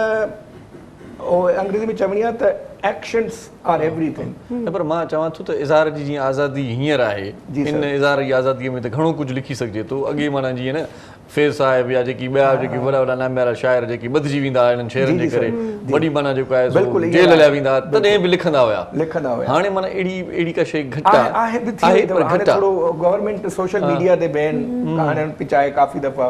तव्हां ॾिठो रूल बि आयो आहे त सोशल मीडिया जो मिसयूज़ जेको कंदो। हाणे मुंहिंजो पेज आहे, मां पेज जे हवाले सां थोरो ईअं ॿुधाईंदुमि, मीडिया जी ॻाल्हि निकिती आहे सोशल जी, तव्हां बि सवेरे ज़िक्र कयो। मुंहिंजो हिकिड़ो पेज आहे सर सोशल मीडिया ते, सेजिस ऑफ सिंध जे नाले सां, अंग्रेज़ी में आहे, ऐं प्रोग्राम अंग्रेज़ी में बि कंदो आहियां मां, ऐं उहो ऐं सिंधी में बि। सिंधी में उन जो नालो आहे मुडात अनोखे आहिनि। उन में छा थींदो आहे, वॾनि वॾनि शाइरनि खे मां अंग्रेज़ी में तर्जुमो कंदो आहियां, सिंधी शाइरनि खे, ऐं उन्हनि ते प्रोग्राम बि कंदो आहियां। जीअं अक्सर करे मूं नाले वारे साहब साईं नेमत खोड़ो जी शाइरी, उन सां थोरी घणी उनसियत आहे मुंहिंजी, त उनजी शाइरी मां अंग्रेज़ीअ में काफ़ी तर्जुमो कई आहे, त अंग्रेज़ी ॿोलीअ में। सो उन पेज जो मक़सदु इहो हुयो to present all together a new image of Sindh to the world community, that this kind of a literature is being produced in our part of the world. असांजी छो जो मां हिन पंहिंजे किताब में लिखियो आहे, ऐं मां ॿुधायो पिया त अंग्रेज़ी अदब सर जेको आहे न शाह साहब मैडम सरिश, उहो जेको अंग्रेज़ी अदब तजनी से हरफ़ीअ सां शुरू थियो आहे। एंग्लो सेक्सन तव्हां ब्रिटिश अदब पढ़ंदव, यानी एलिट्रेशन तजनी से हरफ़ीअ सां, त जंहिंमें हम आवाज़ अखर जा ईंदा आहिनि। अॼुकल्ह जॾहिं रिसर्च था कयूं त father of alliteration Shah Abdul Latif Bhittai आहे। ता उनमें को भी उनजो अव्वल अल्लाह अलीम आला आलिम जो धणी माने जो रिदम रिदम आहे अव्वल अलीम आला अलफ सा खर इनखे एलिट्रेशन चइबी आहे। हाणे एंग्लो सैक्सन लिटरेचर एलिट्रेशन सां शुरू थी तजनीस हरफी सां ऐं दुनिया में अॼु father of alliteration Shah Latif आहे। सही सही सही वाह वाह। तव्हां माना इन मां अंदाज़ो लॻाए सघो था। बाक़ी इहा ॻाल्हि आहे त सर सोशल मीडिया ते वॾो अदब सर्जे थो पर उनजो चेक एंड बैलेंस कान्हे। सॉरी टू से उनमें उनजो माना ग्रामर चेक नथो कोई एडिटर कोन्हे न एडिट करण वारो। अॻे मैगज़ीन में त खणी एडिटर हूंदा हुया त पोइ उहे सुठे नमूने सां उनखे साफ़ सुथरो पेश कंदा हुया। माण्हू पंहिंजी लिखणी पाण ई माना सोचींदो त यार ही मुंहिंजी आहे कंहिं ॿिए जी आहे। सही था चओ। इरशाद जीअं त शायरी जो जिक्र थियो आहे त मुझे भी ये दिल थी चए त तहां आप लोग भी बताएं कि सॉन्ग होना चाहिए एक बीच में ना, वो जरूरी है हमारे लिए। हाँ रूह की ग़िज़ा है और मजा आ जाता है जब ऐसी बातें हो और बीच में फिर सुर वाली एक आवाज आ जाए तो और मजा आ जाता है। और सॉन्ग में भी शायरी होती है, वैसे में अदब होता है, उसमें भी शायरी होती है। तो वैसे जिस तरह से शायरी को सुरों के साथ मर्ज करके तो एक शाहकार बना दिया जाता है। तो मां सोचो त तव्हां ताहिर साहब खे चवंदो त हाणे तव्हां बि शेर ॿुधायो। मैं गजल सुनूंगी आपसे। बड़े बड़े शायर यहाँ बैठे हुए हैं और साईं हमारे माशाल्लाह, इनके दरमियान में मैं तो बिल्कुल मैं तो इनसे नाराज हूं। मैं आज कहाँ आके बैठ गया हूँ। मैं तो इनसे नाराज हूँ। लेकिन एक चीज मैं जरूर ऐड ऑन करूंगा कि किताब का जो साईं ने अभी किताब मुझे बताई कि मतलब 5 साल तकरीबन इन्हें लगे। किताब का जो अदब था ना वो अदब अब कन्वर्ट होना था सोशल मीडिया में। अब टाइम क्या हो गया, प्रॉब्लम क्या हुई है, जो हमारा एक अजीब एक मुसीबत आ गई ना कि कल्चर खत्म होता जा रहा है। अदब क्या है, कल्चर है। अदब जो है वो आदाब से है कि जी अदब आदाब। तो किताबें ना पढ़ने की वजह से कल्चर खत्म हो। अच्छा किताबों का सब्स्टिट्यूट क्या था, वो सोशल मीडिया। तफसीली बात करते हैं इस पे, लेकिन वो यासिर समूह का टाइम चला जाएगा। अगर उसका टाइम चला गया तो फिर वो जो मज़ाहमत होगी ना वो मैं जानता हूँ। तो यासिर भाई से एक अच्छा सा सॉन्ग सुन लेते हैं। रहाए वे दिलासन में नवा वेड़ा वसाई छे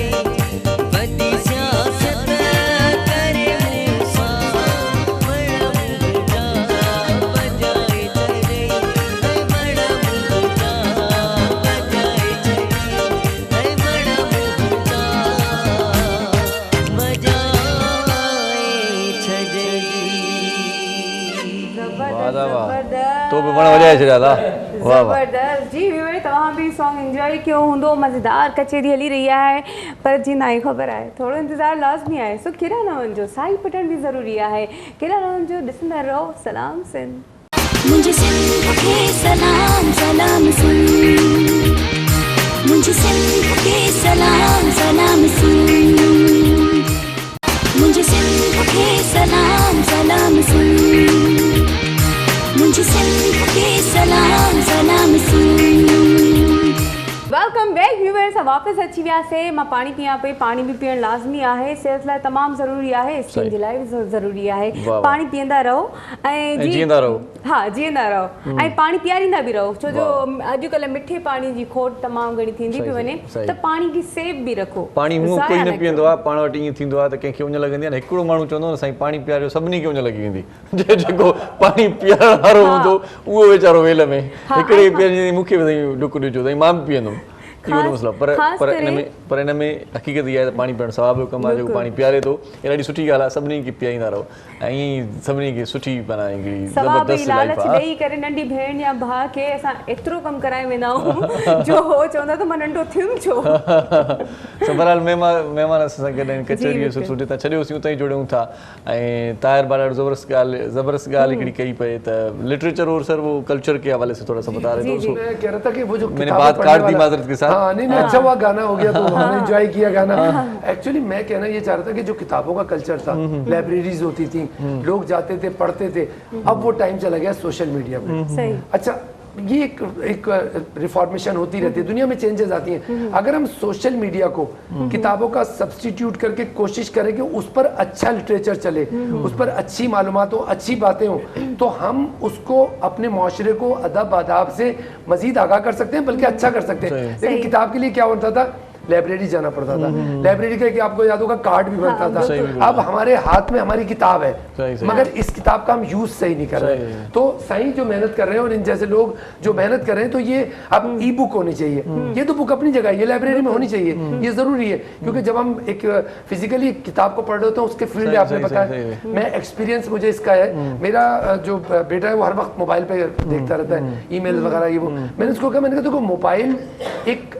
सर्टेन काम के लिए, बट लैपटॉप और डेस्कटॉप कंप्यूटर उसका एक अलग काम है। जब आप कंप्यूटर पे काम कर रहे होगे, वो काम कंप्यूटर पे आपको ज्यादा कंफर्टेबल होगा, ज्यादा प्रोफेशनल होगा। तो बिल्कुल इसी तरह किताब जो है ना, वो अब चूंकि जाहिर है लाइब्रेरी में कोई नहीं जाता, तो अब चाहिए ये कि ई बुक्स होनी चाहिए कंप्यूटर पे। जैसे साईं की बुक आई है, अब साइंस की ई कॉपी जो है ना, वो ईमेल करें लोगों को, तो जल्दी लोगों के पास चीजें पहुंचेंगी, कंप्यूटर पे देखेंगे। और इस कल्चर को अपनाना चाहिए कि हम अगर बैठे हैं, हम चार सोशल मीडिया पे, टिकटॉक पे आजकल जो तमाशा चल रहा है, उस तमाशे के दरमियान में कहीं हमें चाहिए कुछ इन जैसे लोग, कुछ और लोग आगे आए जो कि अदब आदाब, किताबें, कल्चर, और जैसे शाह लतीफ साहब की इन्होंने बात की कि वजह क्या है, गोरे की बात क्यों ज्यादा कम्युनिकेट हो गई हम तक, क्यों ऐसा लगता है कि एक अंग्रेज ने अगर एक कोई कोड दिया है तो वो ज्यादा लोगों को पता है, शाह लतीफ साहब का नहीं पता, हमारे अपने सिंध तक पता है, क्योंकि वो लैंग्वेज बैरियर है। जब हम उसको पार कर देंगे, उसके तर्जुमे आएंगे, वो चीजें, तो वो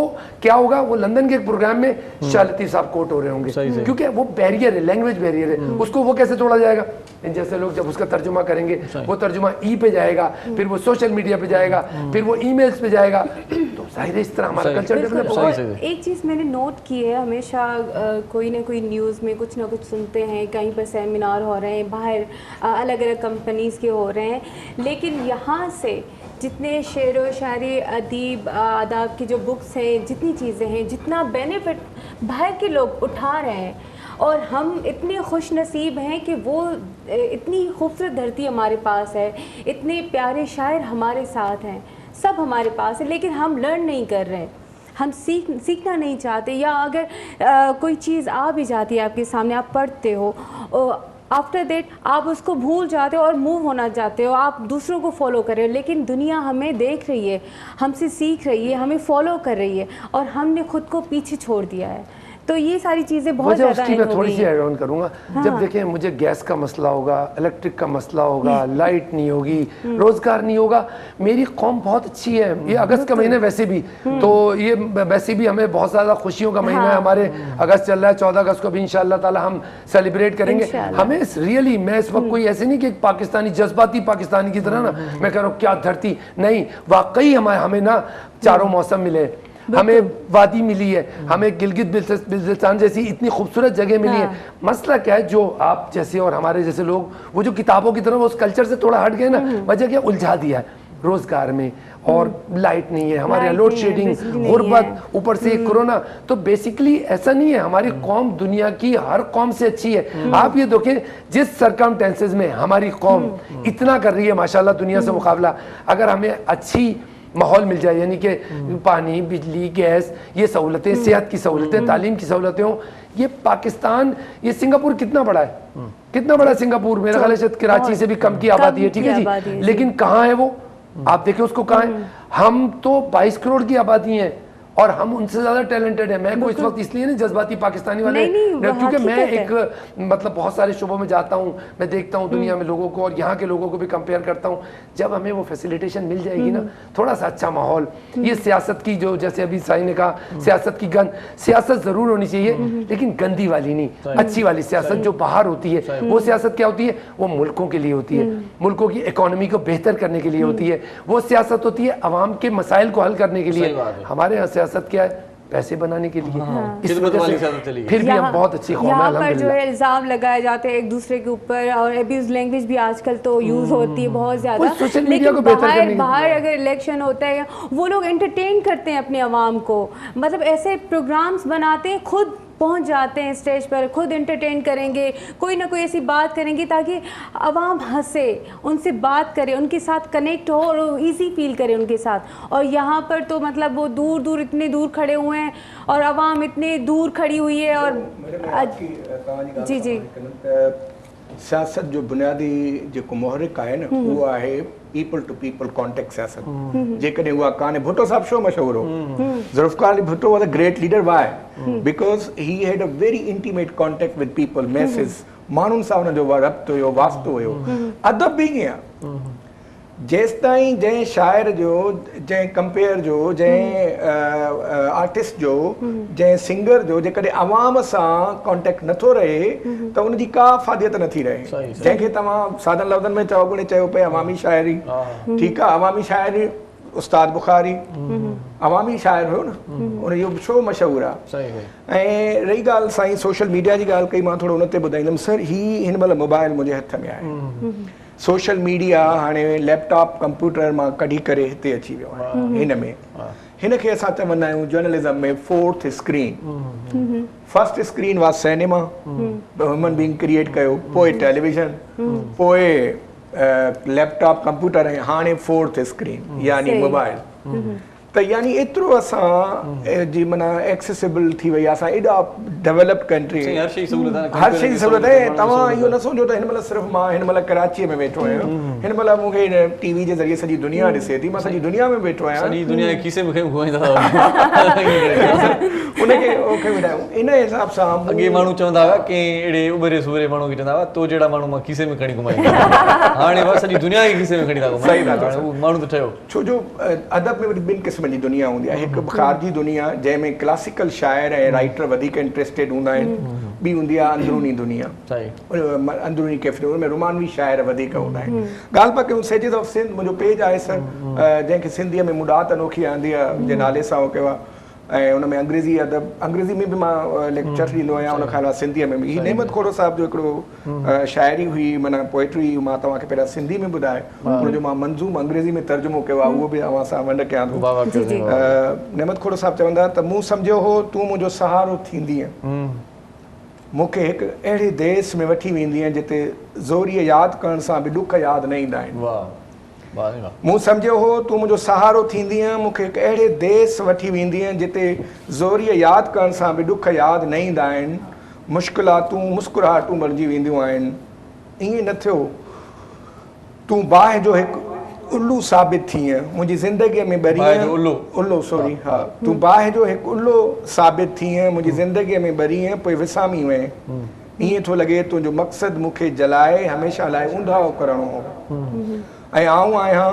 जो हर बाहि खां पोइ वधीक रोशन थी वेंदो आहियां वधीक रोशन थी वेंदो आहियां शाइर नेमत क़ुरान मां अंग्रेज़ी में तर्जुमो कयो आहे हिन जो I had thought thou would be a prop for me thou would take to me into a world where pains are never recalled where troubles turn into bubbles of smiles it did not happen so thou proved to be a flame of a fire burned once then extinguished at once it seems thy aim was to blaze only love feelings in me than to extinguish me forever that it is me who after every flame became more bright and mature became more bright and mature वाह ज़बरदस्त ज़बरदस्त हाणे ॻाल्हि मूंखे इहा ॿुधायो छो त तव्हां सां मुलाक़ात पहिरियों भेरो थी आहे यूएसए में बि तव्हां सर मूंखे तव्हां हिन यादि था ॾियारायो ब्रोकन विंग्स नाविल आहे नाविलेट आहे हिकिड़ो खलील जिब्रान जो उन में सलमा सेंट्रल कैरेक्टर हूंदी आहे पोइ हुन सां मिलणु वेंदो आहे उन पीउ अफ़ंदी हूंदो आहे हुन सां मिलाईंदो आहे त चवंदो अथसि त हुन पीउ चवंदो आहे त मां त हिन छोकिरे खे अॻु में ई सुञाणा जी कीअं सुञाणे जी तो जॾहिं हिन जो ज़िक्र कयो तो हिन पीउ सां मुंहिंजी पाड़े वारनि ज़िक्र कयो त सम्झो त मां सुञाणा पियो सो तव्हां सां मुंहिंजी मुलाक़ात पहिरियां ई थियल आहे साईं खे टीवी में ॾिसंदा आहियूं मैडम खे बि ॾिसंदा आहियूं हीअ त माना फिज़िकली जिस्मानी तौर पहिरियों दफ़ो साईं जो अधु मुलाक़ात पहिरियां हुई हाणे पूरी थी वई सही वो आते हैं ख्वाबों में ख्यालों में और दिलों में फिर हमसे कहते हैं कि हम पर्दानशी हैं वाह वाह वाह शेर है न जाने उस शख्स को ये कैसा हुनर आता है रात होती है आंखों में उतर आता है सुभाणे ॻाल्हि इहा आहे तव्हां सही ॻाल्हि कई अथव दूसरा ऑनलाइन मां तव्हां हिकिड़ी आम ॻाल्हि ॿुधायां and I would like to share ऐं व्यूअर्स लाइ बि हिते इहा ॻाल्हि हुजे त हिन में I was the first to introduce in Sindh online system of lectures. हाणे हालांकि वो कोविड उन वक़्तु न ही 2018 में पेज ठाहियो हुयो ऐं मां पढ़ाईंदो आहियां basically government elementary college of education women लारकाने में इंग्लिश पढ़ाईंदा आहियो इंग्लिश मां सर पढ़ाईंदो आहियां ऐं ओरिजिनल पोस्टिंग दादू विमेन कॉलेज में आहे पर डिटेलमेंट ते लारकाने में सो असां बेसिकली टीचर बि चवायो वेंदो आहे असांखे असां ट्रेन कंदा आहियूं JSTs PSTs HSCs टीचर्स हूंदा आहिनि सर जून जुलाई में उन्हनि खे असां ट्रेनिंग ॾींदा आहियूं हाणे अॻे मेथड हो वॉक चॉक टॉक टीचर ईंदो वॉक चॉक टॉक क्लास में हलियो वेंदो हाणे मॉडर्न मेथड सभु मुख़्तलिफ़ आहिनि जंहिंमें ऑनलाइन बि हिकिड़ो आहे मुंहिंजो पेज हिकिड़ो पंहिंजे पेज सां बि आहे रीडर्स अकेडमी जे हिन ते पाण अञा कचहरी कयूं था खलासी सो हाणे हिकिड़ो सुठो कलाम था ज़बरदस्त छो जो शेक्सपियर चयो त music is the food of soul वाह वाह वाह ॾाढो सुठो कलाम यासिर समूह साहिबु ॿुधाईंदो असांखे साईं वाह वाह कजो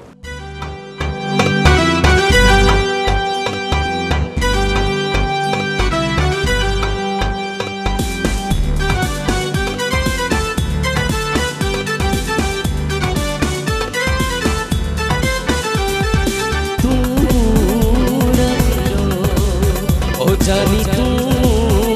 राज़ी रो छजू बनिया तो तुझे शहर के छजू बनिया तो तुझे शहर के दारो थी देखारो थी कम कहीं से खारो थी दारो थी देखारो थी कम कहीं से खारो थी ओ जानी तू राज़ी रो और रुको तू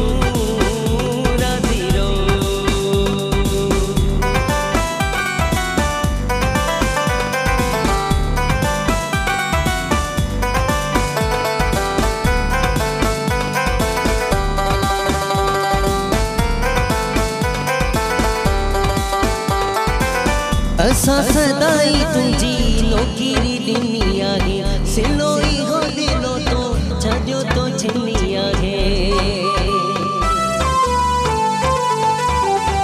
असा सदाई तुझी नौकरी ॾिनी आहे सिलोई हो दिलो तो छजो तो छिनी आहे ओ जानी तू राज़ी रो ओ रुको तू राज़ी रो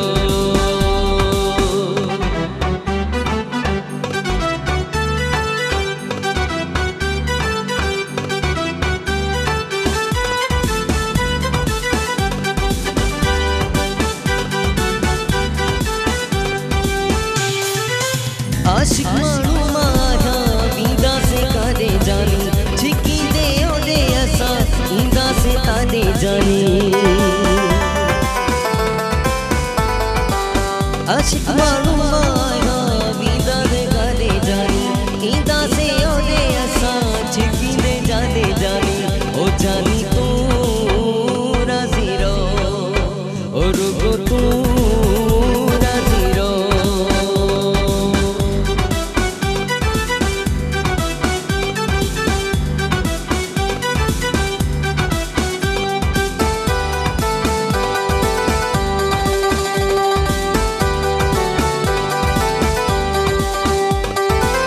नदी में तुझे सिर साले कोई करो नाही घोड़ा देना थी अपना बुढ़ो तनखे नाही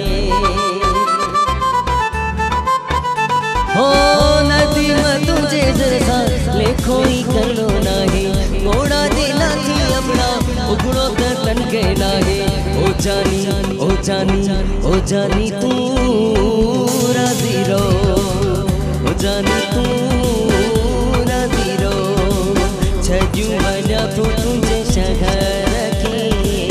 दारो थी देखारो थी कम कहीं से खारो थी दारो थी देखारो थी कम कहीं से खारो थी ओ जानी तू राज़ी रहो ओ जानी तू राज़ी रहो ओ जानी तू राज़ी रहो ओ जानी तूं राज़ी रहो बाबा इरशाद मां भी यही चवण वारी हुयसि त मूंखे ब्रेक वठिणो आहे तव्हां राज़ी आहियो न मां राज़ी हुजां न हुजां तव्हां सभु राज़ी आहियो तव्हां ब्रेक न वठंदव वञो त हिकु कमर्शियल ब्रेक थिए सो केॾा न वञिजो ॾिसंदा रहो सलाम से मुझे सिंध के सलाम सलाम सुन मुझे सिंध के सलाम सलाम सुन मुझे सिंध के सलाम सलाम सुन मुझे सिंध के सलाम सलाम सुन वेलकम बैक व्यूअर्स असां वापसि अची वियासीं मज़ेदार कचेरी हली रही आहे ऐं तव्हांजे इंफॉर्मेशन लाइ बि काफ़ी सारियूं ॻाल्हियूं आहिनि ऐं जेको आहे अदीब ऐं अदब जे हवाले सां बि ॻाल्हायूं था त असां वटि काफ़ी सारा खज़ाना आहिनि बिल्कुलु बिल्कुलु तयार रिज़वी साहब असां सां गॾु आहे मुनी डोंगी साहब गॾु आहे यासिर समूम गॾु आहे इरशाद जागीरानी सरिश टोमर सभई गॾु आहियूं सो मुनी साहब इलाही सारियूं ॻाल्हियूं करण वारियूं आहिनि तव्हां वरी मां इहो चवंदुसि त पहिरीं मुलाक़ात आहे रूबरू वारी त पोइ अञा इलाही ॻाल्हियूं रहिजी बि सघजनि थियूं छो त प्रोग्राम जा आख़िरी लम्हा पिया आहिनि माशाअल्लाह तव्हांजो इलाही सारो कमु थियल आहे हिकु त तव्हां प्रोफेसर बि आहियो ऐं वरी गॾो गॾु माना पब्लिक सर्विस कमीशन जा इम्तिहान पास कया अथव ऐं इन सां गॾो गॾु तव्हां इंफॉर्मेशन ऑफिसर बि रहिया आहियो रेडियो पाकिस्तान जो एक्सपीरियंस बि आहे तव्हांजो से समूरी शयूं थोरो एक्सपीरियंस शेयर कयो रेडियो जो दौर तव्हांजो कीअं गुज़रियो आहे इंफॉर्मेशन ऑफिसर कीअं थियो बिल्कुलु ऐं सर्विस कमीशन में ख़ासि तौर ते नौजवाननि खे छा मैसेज ॾींदो त उहे कीअं अॻिते अची सघनि था इम्तिहान ॾियण जे लाइ सर माना मां 3-4 सवाल गॾु करे छॾिया हाणे तव्हांजे पिले आहियो सर मैडम मां तव्हां हिकिड़ी ॻाल्हि ॿुधायां त I was the first person in my community in my tribe in माई मोहल्ला दैट क्वालिफाइड 3 कमीशन पहिरियों माण्हू आहियां मां 3 कमीशनूं पास कयूं ऐं हिकिड़ो वॾो साईं तव्हां वरी बि कमीशन पास कई असां वटि वरी कमीशन वठनि था ऐं सर उहो लारा चारा बि ॾिठा त जो निमाज़ूं बि पढ़ियूं कॾहिं कॾहिं इहो बि सोचियां पोइ त अलाह साईं एॾी महिनत कई आहे 10 साल शहनवाज़ लाइब्रेरी में पढ़ियमि चांहि पीअण जा पैसा बि न हूंदा हुया बुखूं काटियूंसीं तकलीफ़ूं ॾिठियूंसीं त सोचियोसीं त अलाह साईं आख़िर छा थींदो पर पुरमींद हुयासीं ऑप्टिमिस्ट हुयासीं उमेद जी माना जेका आहे न रसीअ खे असां कॾहिं बि न छॾियोसीं सो मां 3 कमीशनूं पास कयूं मुंहिंजो बाबा असल में मूंखे चवंदो हो त I find something in you rare quality तो में मां हिकिड़ी ख़ूबी ॾिसां थो ऐं पोइ मुंहिंजो बाबा मूंखे सम्झाईंदो कॾहिं कॾहिं ॾुख ॾिसंदा हुआसीं न त बाबा मूंखे हिकिड़ी ॻाल्हि चवंदो अॼु मां व्यूअर्स खे बि ॿुधायां हिन प्रोग्राम जे ज़रिए त बाबा चवंदो हो त सिर्फ़ु ह्यूमन लाइफ खे गुज़ारणो थी न हिकिड़ो लॉजिक सिख ऐं उहो लॉजिक इहो आहे त जंहिं जॻह ते तूं आहे न जहिड़ा बि ज़रिया तो वटि मुयसरु आहिनि उन में ख़ुशि रहण सिख कतब आणणु सिख ऐं तो जहिड़ो को बि फॉर्चुनेट माण्हू न हूंदो छो जो दुनिया में हज़ारे करोड़े माण्हू अहिड़ा हूंदा जेकी हुन जॻह ते चाहींदा त असां हुजूं मिसाल सर काश केरु केतिरियूं ई माना सहरिश भुट्टो हूंदियूं मैडम वांगुरु त माना जेकी चाहींदियूं हूंदियूं या सहरिश नाले सां हिते काश असां हुजूं, केतिरा ई इर्शाद जागिरानीज़ हूंदा जेकी चवंदा हूंदा त काश असांखे बि मीडिया ॾिसे, दुनिया ॾिसे या साईं वांगुरु। असल में छा आहे त one of the reasons of becoming unhappy is we are unthankful to God. असां ख़ुदा जा नाशुक्रा माण्हू आहियूं, असां शुकुर न कंदा आहियूं, इज़हार तशकुर न आहियूं सिखंदा, उन करे असां नाख़ुशि हूंदा आहियूं। जॾहिं ॻाल्हि रेडियो जी कंदासीं त रेडियो ते मूं 10 वरे गुज़ारिया, रेडियो पाकिस्तान लारकाणो ते जलाल चांडे वांगुरु असां दर भञी दाख़िल थियासीं, केरु खोले न पियो। ऐं टू बी वेरी ॾिसो सर, हाणे न मां ॾिसो हिकिड़े प्राइवेट चैनल ते वियुमि, उन्हनि चयो सर वेट, मां चयो हाणे वेट मैडम सहरिश त करे सघे थी या असां तव्हां सभई कराए सघूं था, असांखे नौजवानी वारे वेट में माना हिते हिन महिल असांखे वेट न आहे करिणो। वेट बि वेट त माना लेट तव्हां आहियो, तव्हां बि वेट, तव्हांजो प्रोग्राम जी नेचर आहे न मैडम, उन में वेट करणु ज़रूरी आहे, जीअं असां पोइ हिन लाइ वेट कयोसीं। पर असांजो उहो पीक ऑफ माना लाइफ हुई न, जलाल चांडे वांगुरु रेडियो पाकिस्तान लारकाणे में इन थियासीं, केर बि न हो, सी वी हथ में हुई, डान जा आर्टिकल हुया, रीजनल टाइम्स जा आर्टिकल हुया, अख़बारुनि में लिखंदा हुआसीं, कोशिश में मां लिखंदो रहियो आहियां, उन्हनि जा आर्टिकल्स हुया ऐं सोभ में इहे सभई मां लिखंदो रहियो आहियां। जी जी सर, कोशिश में मां लिखंदो रहंदो आहियां, त उहे मां खणी करे दाख़िल थियुसि। प्रोड्यूसर आबिद अब्बास काज़मी उन वक़्तु हूंदो हुयो, हिन महिल प्रोग्राम मैनेजर आहे। उन मूंखे ॾिसी करे मूंखे चई बाबा तूं सुभाणे खां अचु यूथ प्रोग्राम कर। मैम सर ऑडिशन वग़ैरह जी, बाबा हे ऑडिशन ॾिनई न, सीवी हे ॻाल्हि सीवी ॻाल्हाईंदो, मां तुंहिंजो वरितो 2-3 मिंट, इहा डेमॉन्स्ट्रेशन हुई न। मां चयो त बकाया जेको एक्सपीरियंस आहे तव्हांजो कंहिं ॿिए प्रोग्राम में वरी कंदासीं। हाणे तव्हां सर्विस कमीशन ते थोरो ॻाल्हायो, सर्विस कमीशन ते अहम ॻाल्हि इहा पिया आहे असांजे लाइ त कीअं इहे चटाभेटी जो इम्तिहान पास करण लाइ छा करणु घुरिजे। फेडरल पब्लिक सर्विस कमीशन में पहिरियों पास कयो, पाकिस्तान में टॉप कयो ऐं मेरिट ते आयुसि, ऐं उन खां पोइ मां सिंध पब्लिक सर्विस जूं 2 लेक्चरशिप जूं पास कयूं। ऐं हैरान कुन ॻाल्हि ॿुधायांव सर, मां उहा ई ॻाल्हि ॿुधायांव, साॻे साल 2010 में 3 ई ऑर्डर आया, हिकु बि न पई मिले, नौकिरी लाइ सोचां पोइ त माना का छा कजे, कीअं कजे, पोइ अलाह साईं जी महिरबानी। पर मूं हिकिड़ी ॻाल्हि सिखी सर, इंसान हिकिड़ी ॻाल्हि सर, दर्द जी ॻाल्हि कई न, इंसान जो जेको ज़ाती दर्द हूंदो आहे न सर जागरण साहब, उनखे पाण खे हुनजी शिद्दत जी ख़बर पवंदी आहे। दुनिया ज़ालिम बेख़बर हूंदी आहे, उनखे ख़बर ई न हूंदी आहे त छा असां बि तनहा रातियूं किरायनि जा, लाइब्रेरी परे पवंदो हो, चवंदा हुआसीं 30 मिनट इहे बि ज़ाया था थियनि, किराए जी जॻह पाड़े में वठी करे पढ़। ऐं उन मां असां हिकिड़ो हो कईसीं। बहरहाल माण्हू होपफुल रहे ज़िंदगी में, अलाह साईं कंहिं न कंहिं शइ लाइ अहिड़ी ख़ासि ख़ूबी रखी आहे उनजे अंदरि, अहिड़ी ख़ासि अचीवमेंट लाइ उनखे तयारु कयो अथई। शर्त इहो आहे उहो माण्हू पाण खे डिस्कवर करे, उहो माण्हू कामयाब। नौजवान मायूस न थियनि, नौकरियूं आहिनि, नौकरियूं आहिनि। मां रेडियो ते हिकिड़ो इंटरव्यू कयो सर, उन माना 7 नौकरियूं पास कयूं। अच्छा अदा कोई जेको आहे न मैसेज असांजे व्यूअर खे ॾियो, कोई सुठो जेका आख़िर में मैसेज इहो आहे त मां अदब पढ़ाईंदो आहियां, एमए इंग्लिश वारनि खे पढ़ाईंदो आहियां। मां ॿारनि खे पहिरें ॾींहुं अदब से जो पहिरियों लेक्चर इहो ॾींदो आहियां त जंहिं अदब खे सही पढ़ियो न, उन झुकणु सिखियो, उन पाण सां राज़ी थियणु सिखियो, पाण खे ख़ुशि रखणु सिखियो। जंहिं अदब खे ग़लति पढ़ियो उहो गुमराह थियो। वालिदैन जी इज़त कयो, अदब कयो, ऐं दोस्तनि जो क़दुरु कयो, पंहिंजो क़दुरु कयो, पंहिंजे अंदरि लिकियल सलाहियतुनि खे ॻोल्हियो। दुनिया में तव्हां भली हिकु शख़्स हूंदव,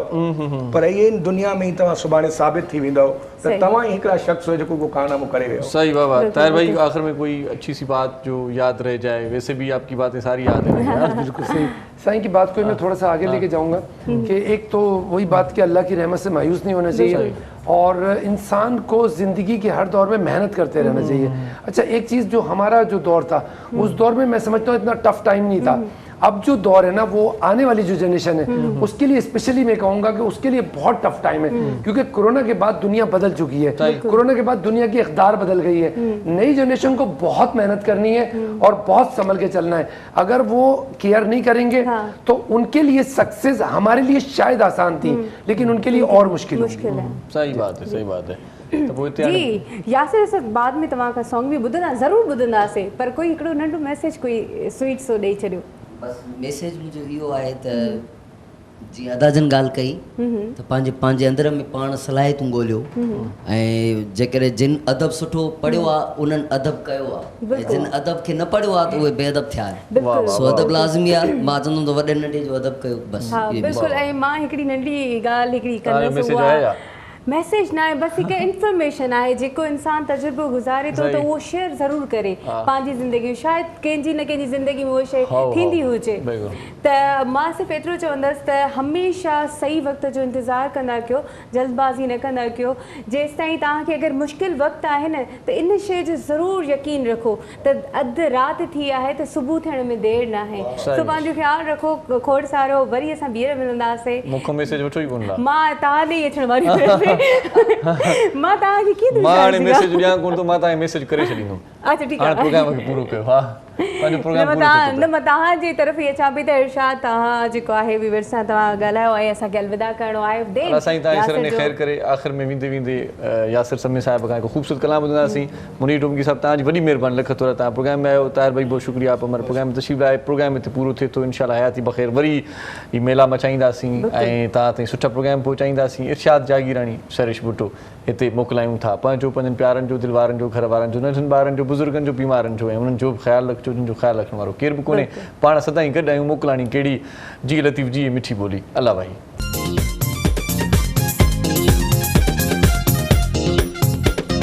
शीशे का था दिल मेरा है, शीशे का था दिल मेरा, पत्थर का ज़माना था, दिल टूट गया है, दिल टूट गया। जब चोट लगी ऐसी, जब चोट लगी ऐसी, दिल टूट ही जाना था, दिल टूट गया है, दिल टूट गया।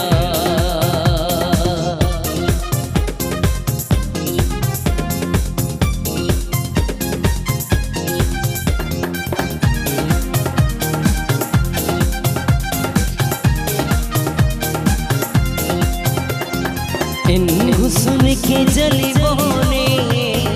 मेरा होश उड़ा डाला,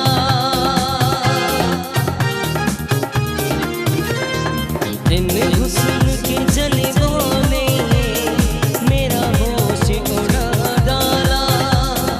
मुझे दीवाना बना डाला, मुझे राजा बना डाला। मेरा इश्क आवारा था, मेरा यार पुराना था, दिल टूट गया है, दिल टूट गया।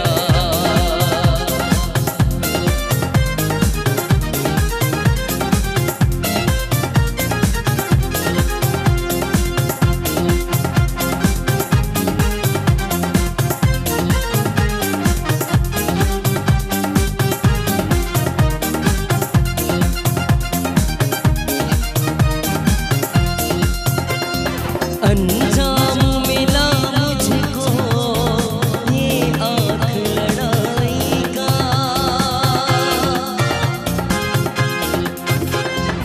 अंजाम मिला मुझको ये आँख लड़ाई का, मुझे जीने नहीं देगा ये ज़हर जुदाई का, ये दर्द दिया जिसने मेरा यार पुराना था, दिल टूट